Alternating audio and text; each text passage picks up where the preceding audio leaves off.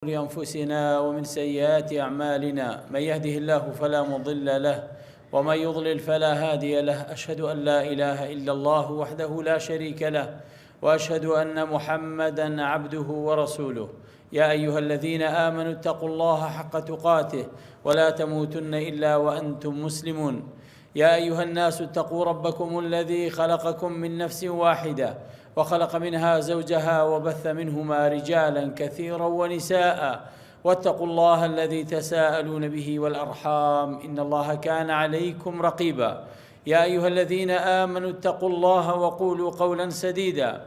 يصلح لكم أعمالكم ويغفر لكم ذنوبكم ومن يطع الله ورسوله فقد فاز فوزا عظيما أما بعد فإن أصدق الحديث كتاب الله وخير الهدي هدي محمد صلى الله عليه وسلم وشر الأمور محدثاتها وكل محدثة بدعة وكل بدعة ضلالة وكل ضلالة في النار مسلمانانی خۆشەویست لەوتاری ڕابردوو باسی هەندێک لە هەڵە باوەکانی ناو نوێژم کرد کە زۆرێک لە خەڵکی تێیکەوتون و شارەزاییان دەربارەی نییە. پێغەمبەری خوش عليه الصلاة والسلام پێی فەرمووین صلوا كما رأيتموني أصلي نوێژەکانتان بەم جۆرە بکەن کە منتان بینیوە. پێغەمبەری خوا عليه الصلاة والسلام هەر لە الله ئەکبەری تەحریم و دەستپێکردنی نوێژەوە چۆن کردوێتی تا ئەو کاتەی سەلامی داوەتەوە هاوڵانی ئازیز هەمویان بۆ ئێمە نەقڵ کردووە ڕزای خوایان لەبێت. بۆیە ئیماندار دەبێت لە دوای ئیمان لە هەموو شتێک زیاتر بایەخی پێ بدات چاکردن و گرنگیدان بێ بە نوێژەکانی. بۆیە وەکو لە وتاری ڕابردوو وتم بە وتارێ تەواو نابێت هەندێکی تر لەم هەڵە باوانەی کە لە نوێژا و پێش نوێژ و دوای نوێژ ڕووەدات دەمەوێت هەندێکی تر لە خزمەت ئێوە باز بکەم بۆ ئەوەی نوێژەکانمان تەواوتر و کامڵتر بێت. یەکێشتر لەو هەڵانەی کە لە نوێژە دەکرێت نێتهێنانە بە دەم. نويت أن أصلي 4 ركعات لله تعالى إماما أو مأموما فرضا الله أكبر. أمنية لا حديثي بيغمبر صلى الله عليه وسلم وارث نبوة كبدن بوترد چونکە دایم هەر لە کوردی خۆشمانە کاتێک جاری وە نیو سەعات لەگەڵ کەسێکە قسە دەکەی قسەت بۆ کات ئێستاش قەناعەتی تەواوت پێی نییە مەبەستی چییە بۆیە پێی دەڵی کاکە نیەتی ناو دڵتم پێ بڵێت تۆ مەبەستت چی ئێستا ئەم هەموو قسەی کردووە نیەتی دڵت تۆ مەبەستت چییە بۆیە نیەت شوێنەکەی دڵە خۆشەویستان ئەو کەسەی کە دێت بۆ نوێژ دەکات هەر کە دەستی بە نوێژ کرد الله ئەکبەری کرد الله ئەکبەر بە چۆن ناو نوێژەکە و تەواو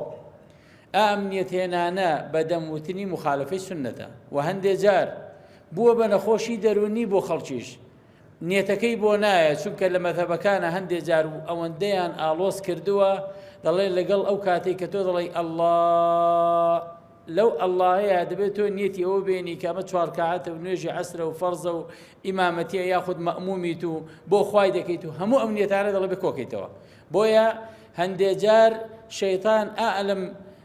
موقیفەیە خەڵک تووشی وەسوەسە دەکات هەیە نیەتی بۆ تەواو نابێت چەند جار من مەلام بینیوە لەگەڵ ڕێزم مەلام بینیوە چەند جارێک وەستاوە الله دەستی داناوەتەوە ئەو خەڵکەش وای زانیوە الله ئەکبەری کردووە جاری دووەم جاری سێم تووشی وەسوەسە بووە بە جۆرێکە نازانێ هەتا جاری وا هەیە هەڵە لەوەیە دروست دەبێت کابرا نوێژی نیوەڕۆ دەکات و دەڵێن نەوەی تۆ نووسڵیە سەڵاتە عەسری 4 ڕەکعات نوێژی نیوەڕۆژە بۆ هەموو ئەو شتانە بەهۆی چیەوە دروست دەبێت ئەم هەڵانە کە دروست دەبێت بەهۆی ئەوە کە تۆ مخالفەی سوننەتی. بۆیە ئاینی ئیسلام زۆر ئاسانە إنما الأعمال بالنيات پێغەمبەر صلی الله علیه و سلم دەفەرمێ هەموو کردەوەیەک بە نیەتە تینێتی خۆت تۆ کاتێک کە هاتی بۆ نوێژی عەسر لە مزگەوت یان نوێژی نیوەڕۆ دەکەی تەواو نیەتەکەت تێناوە لەو کاتێ الله ئەکبەرت کرد بۆ ئەم نوێژە کە نوێژی فەرزە و تەواو هیچی تر. بۆیە کۆکردنەوەی ئەم هەموو نیەتانە و ئەم قسەیە لە نوێژەکە بەس عەزیەتدانی خۆتەوە زۆر جاری شەیطان لەوێ و وەسوەسە دروست دەکات تووشی نەفسیت دەکات. بۆیە عەزیزانم لە الله نوێژ دابەستن و نوێژ دەستپێکردن تەنها بەوە دەستپێکا کە پێغەمبەر صلی الله علیه وسلم لێی وارد بووە كان رسول الله صلی الله علیه وسلم يفتتح صلاته بالتكبير ويختمها بالتسليم. پێغەمبەر صلی الله علیه وسلم بە الله ئەکبەر نوێژەکەی دەست پێ دەکرد بە سەلامیش نوێژەکەی کۆتایی پێهێنا. بۆیە وتني نية بدم مخالفة سنة يكيش ترلا أوشتاني كخلقي كم ترخمت يا أعوذ بالله من الشيطان الرجيم كردن لنا ونجكيا تو كاتك الله أكبر ذكرت بيج أو يدز بقرآن خويندن كي فاتحة يا سورتي ترد أعوذ بالله من الشيطان الرجيم بخوينيت نقبو فاتحة بخوينيت ودعائي كقول هو الله أحد يشتخوين هرب يعوذ بالله من الشيطان الرجيم خوي تعالى هذا فرمي إذا قرأت القرآن فاستعذ بالله من الشيطان الرجيم فإذا قرأت القرآن كاتك قرآن دخوين بيش قرآن خوين نكد أعوذ بالله من الشيطان الرجيم كا بو شوك الشيطان وسوسد ودرز دكات شيطان لبير الدباته فكرة بلا اشترابات همو أوانيك وسوسيان لنا ونوجه هي بايخي باش بأعوذ بالله من الشيطان الرجيم ده حتى وارد لهمور كعتك تو بيش خوين ديني فاتحة بلا أعوذ بالله من الشيطان الرجيم أعوذ بالله من الشيطان الرجيم فأنا بخواد أقرم لشيطاني رجم كراو دور كراو لرحمي خوا وتني يارمتي ددا أي مسلمان لسر أوي كان نويجكت شيطان بشي تدا نبيتو أقاد لخوت بيت يكيشتر لا هلكاني ناو نويش خلقي لكاتي نويجا هندي شيان سيري أم لأولادكن عدم النظر إلى موضع السجود سير نكردني شويني سجدت سنة تو لكاتي نويجكت هل سرتا تاكو تاي سيري شويني سجد بردني خود بكيت دايك مع عائشة رضي الله عنها بعد جيرته وده فرميت دخل رسول الله صلى الله عليه وسلم الكعبة ما خلف بصره موضع سجوده حتى خرج منها پیغمبر خوا چوب و كعبي بيروس لو نوێژی کرد چاوی بڕی بۆ شوێنی سوزدە بردنەکەی خۆی لەسەری لا نەبرد ئەم چاوبڕینە لە شوێنی سوزدەی لای نەبرد تا سەلامی داوە هەندێک کەس دەڵێن من لە کەعبەم بۆ سەیری بەیتەکە نەکەم لە بەیت کە تۆ بەردەم بەیتەکەیت و نوێژ دەکەی نابێ ڕوو لە بەیت کەیت ڕوود لە بەیتە بە ئەوە بەڵام چاوت لە شوێنی سوزدەکەی خۆتە بۆیە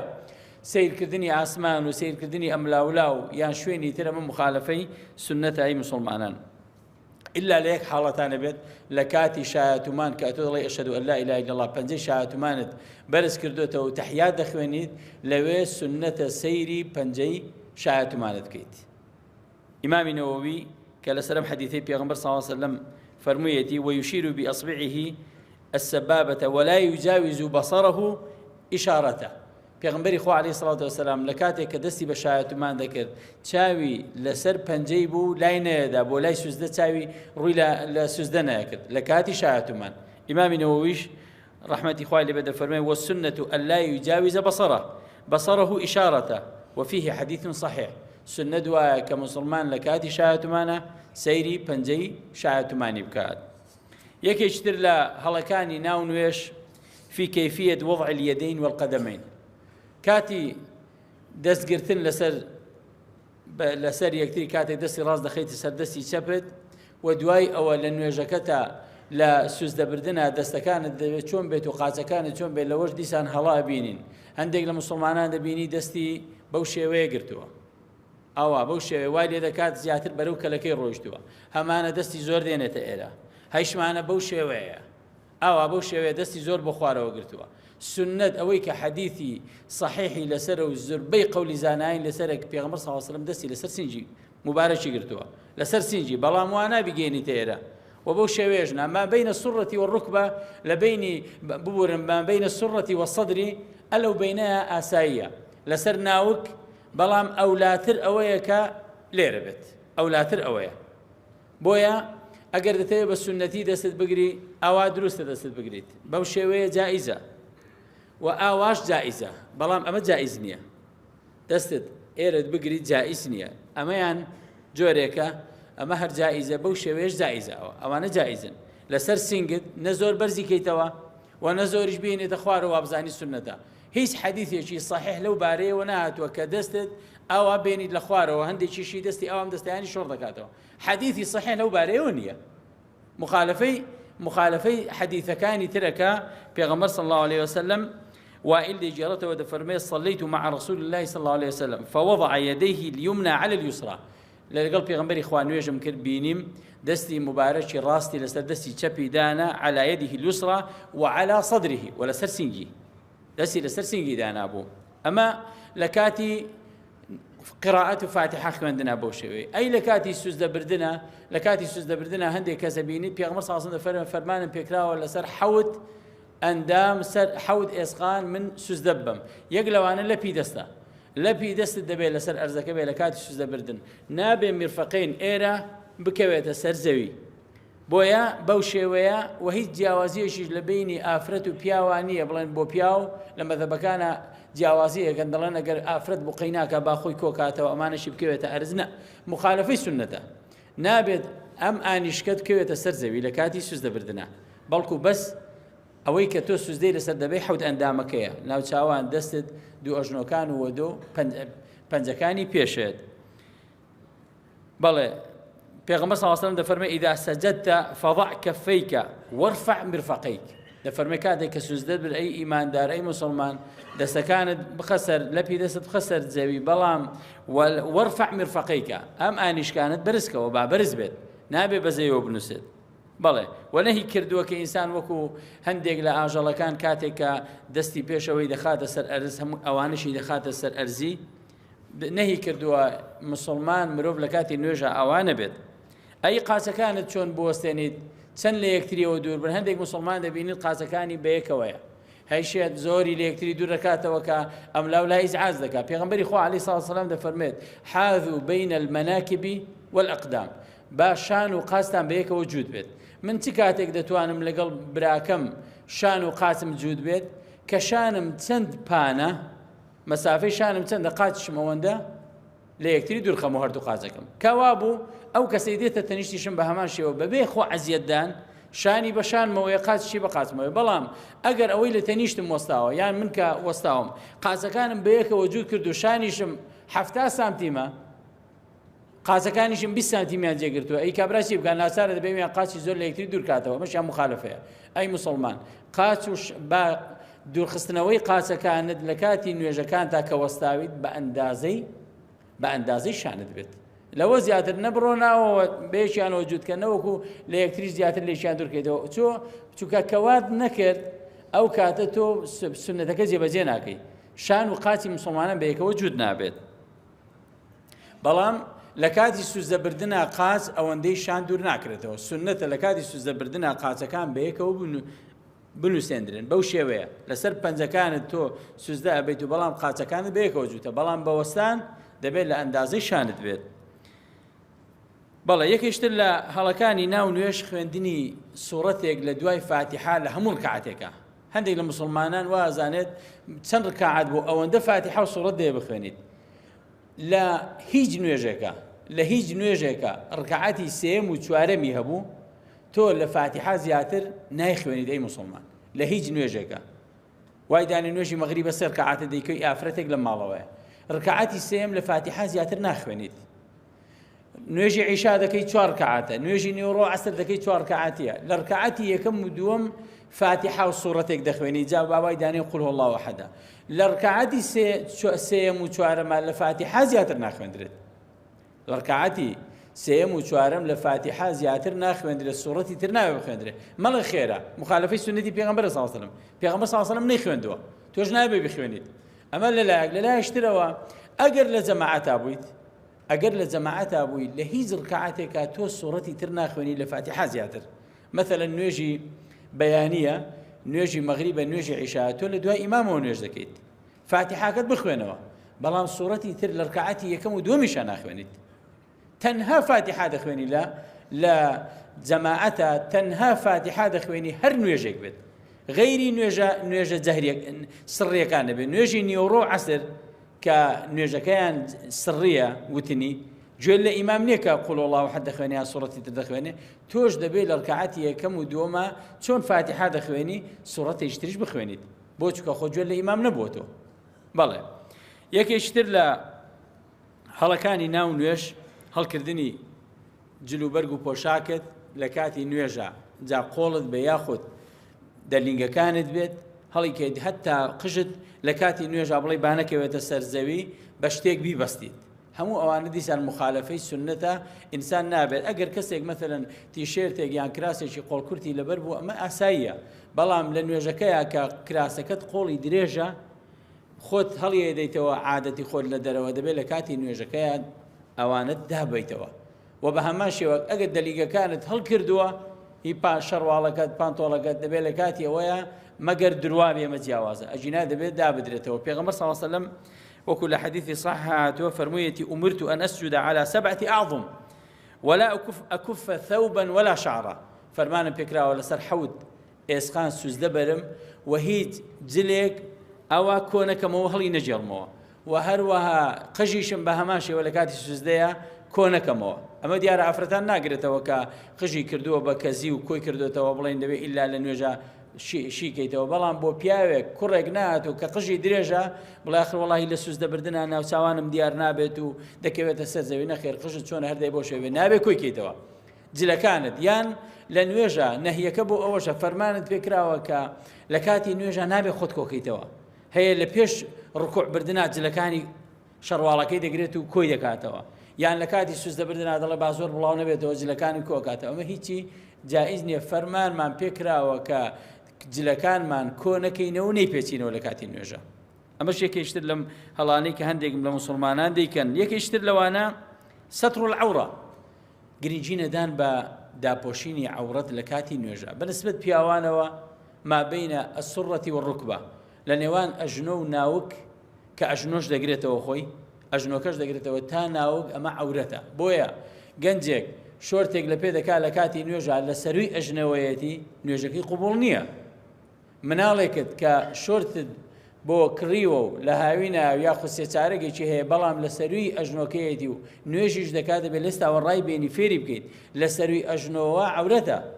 لە سەروی ئەژنۆوە عەورەتە بۆیە فێریکە لە ئێستاوە بەڵێ ئەو نوێژی لەسەر نەبێ لەوانەیە بەڵام لەستاوە فێریکە و پیاوان یعنی جلێکی وا لەبەر نەکەن بە تایبەتی ئەوانەی کە پانتۆڵ و کابۆی لەبەر دەکەن لە کاتی نوێژە بەداخەوە هەندێک زیاد دیاردەیەک دەبینی کە تیشێرتێکی لەسەرەوە لەبەرە و کابۆی شەکاتی سوزدەبردن و ڕکوعبردن پشتی دەردەکەوێت کە دەکەوێتە بینی ناوک و ئەژنۆیەوە بەو کاتەشە تۆ عەورەتی خۆت دانەپۆشیوە نوێژەکەت بەتاڵ دەبێت و دیاردەی سەیرتر هەیە بەڕاستی ئەم جۆرە جلوبەرگانەی کە ڕسمی سەیریان تێدا نووسینی سەیریان تێدا موسڵمان دەبێت ئاگاداری بێت بەنسبەت ئافرەتانەوە تەنها دەست و دەموچاوی لە نوێژا دەبێت دیار بێت دەست و دەموچاوی لە نوێژا دیار بێت بۆیە نابێ قاچەکانی دەربکەوێت لە کاتی نوێژە ئەمە ڕێی ڕاجحی زانایانە ڕێی ڕاجحی زانایان کە نابێت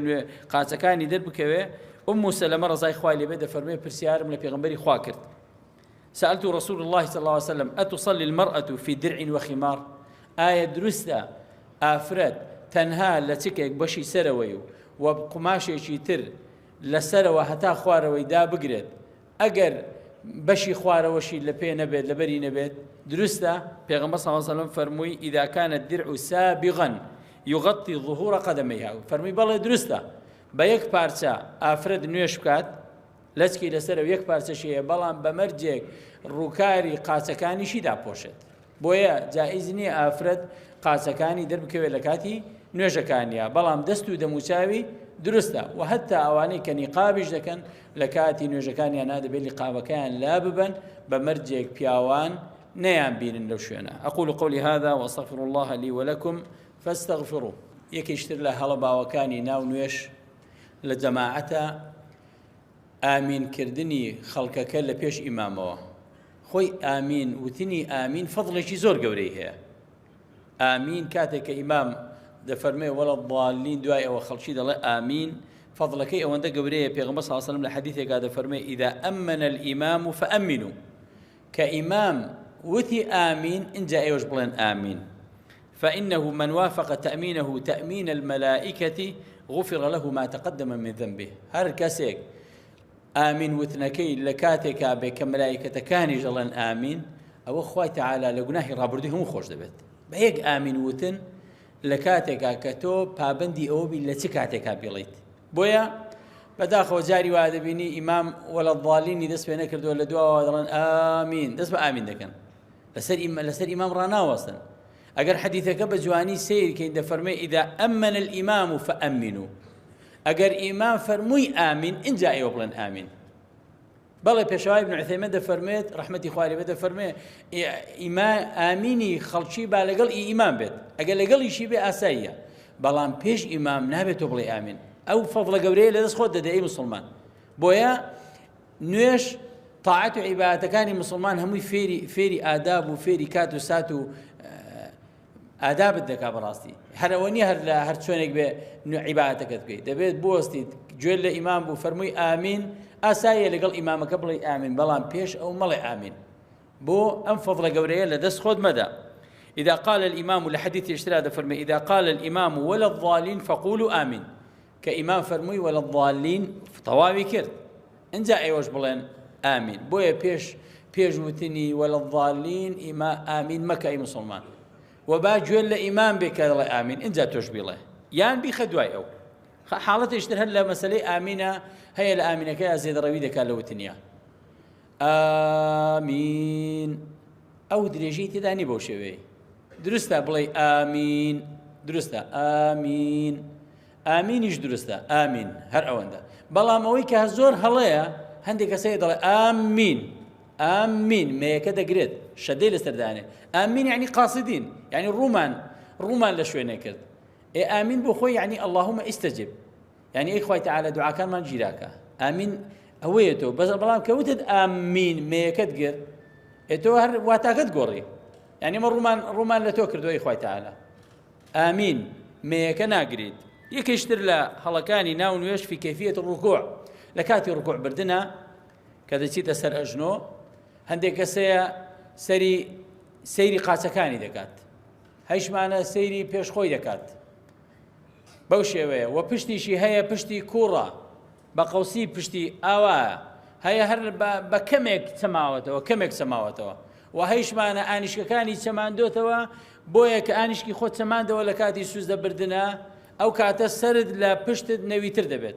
ئەسڵ ئەوەیە دەبێت سەر و پشتت لە یەک ئاستا بێت. بەم جۆرە پێغەمبەر صلی الله علیه وسلم دەفەرمێت لێی دەجێڕنەوە كان إذا ركع لم يشخص رأسه ولم يصوبه. پێغەمبەر صلی الله علیه وسلم کاتێک ڕکوعی دەبرد نەوە نەسەری بەم جۆرە بەرز دەکردەوە لە کاتی ڕکوعە سەری يعني لآستي پشتی بوو و نە ئەوەندەشی نزم دەکردەوە سەیری خوار خۆی بکات. بۆیە باسەر و پشت دەی مسلمان لە یەک ئاستا بێت، لە یەک ئاستا بێت لە کاتی سوز دەبردنە. حقیقەتەن هەر کەسێکیش ئانیشکەکانی نەنوشتێنێتەوە ئەم لەپی دەستەشی لەسەر ئەژنۆی بێ ئەو بۆ خۆی ئۆتۆماتیکی بەم شێوەیە وەستاویت کە سونەتە. بەڵام کە ئانیشکرد نوشتاندەوە ئەوەت کرد لە خۆوە دیسان چیشی لێدێ یان پەنجەر لەسەر ئەژنۆت دانەنا برتە سەری ئەژنۆتەوە ئەو کاتە چەمانەوەت بۆ ناکرێت. دیارە ئەو کەسێک کە عوزری هەیە بەهۆی نەخۆشیەوە ئینشاءڵڵا بۆ ئەو ڕێگە پێدراوە بە هەر شێوەیەک بوەستێت. یەکێشتر لە هەڵەباوەکانی نوێش نەبردنەوەی سونەتەکانی پێش نوێژ و دوای نوێژ بۆ ماڵ نەکردنی. مسلمانی وا هەیە یەک نوێژ لە ماڵەوە ناکات، هەر بۆ نوێژی سونەتەکانی پێش فەرزەکان لە مزگەوتە دوای نوێژی فەرزەکانیش تا سونەتەکان هەمووی تەواو نەگەڕاستە ماڵەوە. بۆ ئەمەش مخالفەی سنەتی پێغەمبەر صلی الله علیه وسلم. فەرموویەتی پێغەمبەری خوا لا تجعلوا بيوتكم مقابر، ماڵەکانتان وەکو گۆڕستان لێ مەکەن نوێژی تێدا نەکەن کە نوێژی تێدا ناکرێ. إن الشيطان ينفر من البيت الذي تقرأ فيه سورة البقرة. شيطان لە ماڵێک دوور دەکەوێتەوە لێی نزیک ناکەوێتەوە کە سوڕەتی بەقەڕەی تێدا خوێندرێ. کەواتە ئاماژەیە بۆ دووشت نوێژ لە ماڵەکانە و قورئان خوێندن لە ماڵەکانە. خەڵکی وا هەیە وازانێ قورئان خوێندن بەس بە مزگەوتە، با بە قورئانەکەت بەشێکی زۆری بەرەوە ماڵەوە. بەرەکەتی قورئانەکە و بەرەکەتی نوێژەکە ماڵەکەت مبارەک دەبێت. لە نوێژەکەی لە ماڵەکەی خۆتا بیکە نوێژەکانت بکە. لە حەدیثی ترا بۆیە ئەوەنە حەدیث دەخێنمەوە چونکە ئەم دیار دەیە زۆر دەبینم. یەک لە حەدیثەکانی تێدا فەرمووی اجعلوا بيوتكم من صلاتكم ولا تتخذوها قبورا. هەندێک لە نوێژەکانتان بەشی ماڵەکانیشی لێ بدەن بیبەنە ماڵەوە، مەیکەنە گۆڕستان ماڵەکانتان نوێژی ترانەکەن. تەنها شوێنی سیرکردنی فلیم و نان خواردن و قسەی خۆش و ماڵ بەس بۆەوە بێ، با ماڵەکانیشتان بۆ عیبادەت بێت، عیبادەتی تێدا ئەنجام بدەن. لە حەدیثی ترا دەفەرمێ إذا قضى أحدكم الصلاة في مسجده، هەر یەکێک لێیەوە کە نوێژە فەرزەکەی لە مزگەوت تەواو کرد فليجعل لبيته نصيبا من صلاته، دەی با بەشێکی نوێژەکانیشی بەشی ماڵەوەشی لێبات لە ماڵەوە بیکات. فإن الله جاعل في بيته من صلاته خيرا. خوای تەعالە خێری لە ناو نوێژەکانە داناوە، ئەم خێرە بەشی ماڵەکەشت بە لە ماڵەوە نوێژەکەت بکە. ئەگەر بشتێ پرسیار بکەی ئایا پێغەمبەری خوا چۆنی کردووە سیرکەن بزانن عایشە ڕەزای خوا لێبێ دەفەرمێت چۆن نوێژەکانی کردووە سنەتەکان. عائشة دفرمي رضي الله عنها كان رسول الله صلى الله عليه وسلم يصلي في بيتي قبل الظهر 4. پیغمبری خوا کاتێک کە بانجی نیۆڕۆیە فەرموو 4 ڕکعاتی لە ماڵەوە لە ماڵەکەی منا کرد، واتە 4 ڕکعاتە سنەتەکەی لە ماڵەوە کردووە، لە ماڵەوە کردوویەتی پێش نوێژی نیۆڕۆ. ثم يخرج فيصلي بالناس، اینجا چوو بۆ مزگەوت 4 ڕکعات نوێژی نیۆڕۆی بۆ دەکردن. دوای ئەوە ثم يدخل فيصلي ركعتين، اینجا دەهاتەوە ماڵەوە دوو ڕکعاتەکەشی لە ماڵەوە کرد، دوو ڕکعاتی سنەتی دوای نوێژی نیۆڕۆ. بۆیە سنە دوایە ئەفضل وایە کە تۆ سنەتەکانت هەموو لە ماڵەوە بێ، مەگەر کەسێک شوێنەکەی دوورە ئەگەر بێت و پێشوەخت بۆ نوێژەکان نێت بۆ نوێژە فەرزەکان مەتەلەن 10 دقە ئێمە لە بین نوێژەکان ئاوەستین، ئەو لە ماڵەوە نوێژەکان بکەن ناگاتە ئێرە دێت دەست نوێژ ئەمە ئینشاڵڵا ئەجری خۆی هەیە، بەڵام بۆ ئەوانەی دوای نوێژ هیچ عوزرێکرد نییە. ئەی موسڵمان عوزرت نییە بڵێ وەڵا ئاخر نوێژەکەم ناگەمەوە، مەگەر تۆ لەوانە بیت کە لە ماڵەوە بە هیچ شێوەیەک ڕێگەت نی و ڕێگەت نادەن، بەڵام هەر نابێت تۆ ماڵەکانت بێبەشکەی لە نوێژ. کۆتاشت کە دەمەوێت باسی کەم الحركات الكثيرة في الصلاة. جوڵەی زۆر لە نوێژە هەندێک دیاردەیە دەبینی جاری وایە جوڵە زەرورە بکرێت نایکەن، هەندێک زاریش جوڵەکە هیچ پێویست نییە، مسلمانی وا دەبینی لە کاتی نوێژانە بێت هەندێک جوڵی بیر ناکەوێتەوە. ئەم دوو حاڵەتە دەبینیت. بۆیە زانایان دەفەرمونون ڕزای خوا ڕەحمەتی خوا لێبێ دەفەرمونون جوڵە و حەرەکەی ناو نوێژ وەکو 5 ئەحکامە تەکلیفێکەوە، هەندێک جار واجبە جوڵەیەک ئەنجام بیت، هەندێک جار واجبە و هەندێک جار حرامە، هەندێک جار سنەتە بەم جۆرە. بۆیە وا نەزانی چۆنە تەفسیلەکەی بەم جۆرەیە کە تۆ بزانیت مادام بۆ مەسلحەتی نوێژەکەتە جوڵەکە، هەر جوڵەیەک کە دەیکەی بۆ مەسلحەتی چاکردنی نوێژەکەت بجایزە. مەثەلەن کەسێک وا هەیە کە خورویە کەوتۆتە ئێرەی زۆر ئازاری داڵقەی پێوە لێداوە، زۆر خەریکە ئاگای لە نوێژەکەی نەماوە، ئاگای لێ نەماوە، تۆ باشتر وایە ئەم خوروە بەس نەهێڵی شەیتان وا لێ بکە خوروی ئێرە تەواو بوو شوێنێکی تر بێت و بەو شێوەیە کە زانیت مەثەلەن خورویەک بە پەنجەیەک خوروەکە دەشکێت و کۆتایی دێت ئەم خوروە بیشکێنە تەواو بۆی ئاگا لە نوێژەکەت بێت، نەوەک هەموو نوێژەکەت تۆ هەر داڵغەت لەسەر ئەم ئێش و ئازارە بێت کە لە شوێنێکتە و بە شتێکی کەم جوڵەیەکی کەم تۆ نەجاتە دەبێت. بۆیە کە بۆ مەسلحەتی نوێژەکە بوو جایزە. مۆبایلێک بیرت چۆ بخەیتە سەر سامتەکە لە نوێژە جەڕەسێکە و خستوتە سەر مۆسیقاش کە جایز نییە. ئیکاکە هەرچی مسلمانە ئازاری ئەدەیتەوە، خۆشت ئاگا لە نوێژەکە نامێنێ و بۆی هەیە ببیتە سەبەبی ئەوەی کە خەڵکێک لەناو نوێژەکەدا گومانی خراپ بە تۆ بەرێت.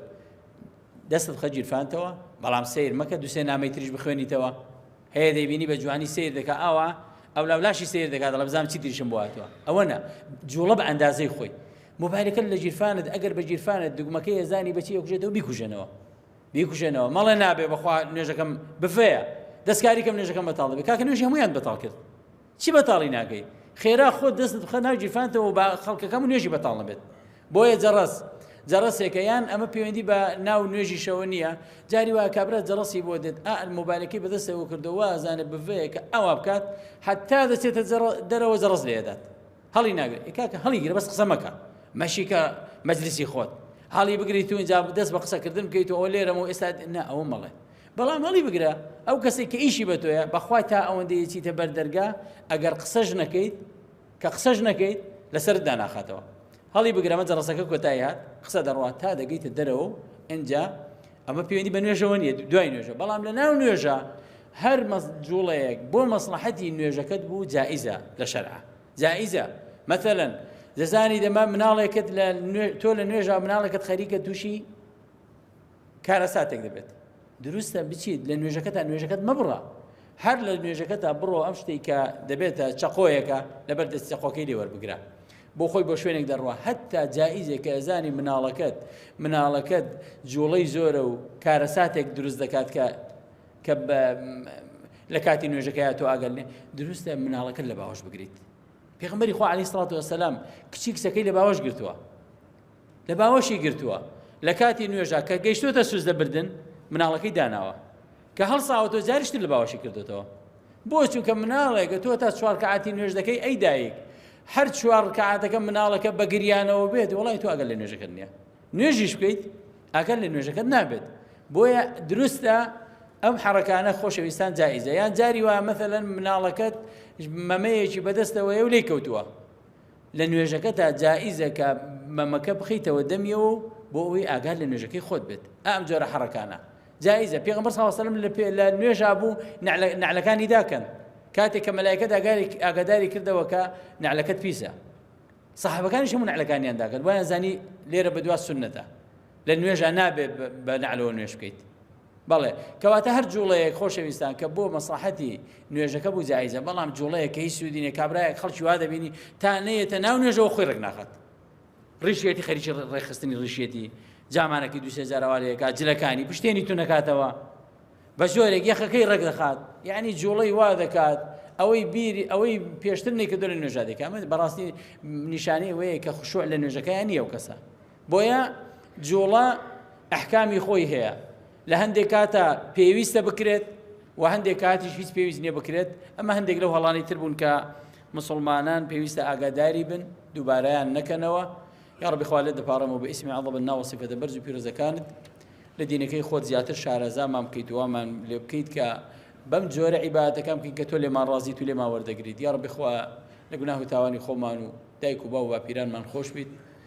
قەڵەمی عەفو بەسەر گوناهەکانماندا بێنیت. یا رب خوا ئاخیرمان بەخێر بجێڕیت، عاقبەتی هەمومان بەخێر بجێڕیت یا الله.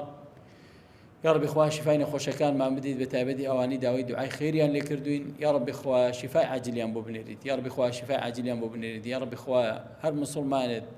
کێشە و گرفتێکی خێزانی هەیە خوای تەعالی ئاشتەوای بخێنەوەنیانەوە. کۆمەڵێک مسلمان داوایان کردووە کە کێشە و گرفتیان هەیە، مەشاکلی خێزانیان هەیە، بەدڵەوە بۆیان لە خوا بپارڕنەوە. خوای تەعالی ئیسلاحی حاڵی هەموو مسلمانێ بکەیت. یا رب خوا هەر مسلمانی غەمبارە دڵی خۆشکەیت، دوورە دەستی هەیە بەیەکتریان شادکەیتەوە یا الله. هەر مسلمانی قەرزارە قەرزەکەی لەسەر لا ببەیت یا الله. خوای تەعالی چی خێر و خۆشی هەیە بۆ وڵات و میلەتەمانی بنێریت و لە بەڵاو مصیبەت و ئاشوبیش بە دوورمان بگریت. وصلی الله وسلم على نبینا محمد.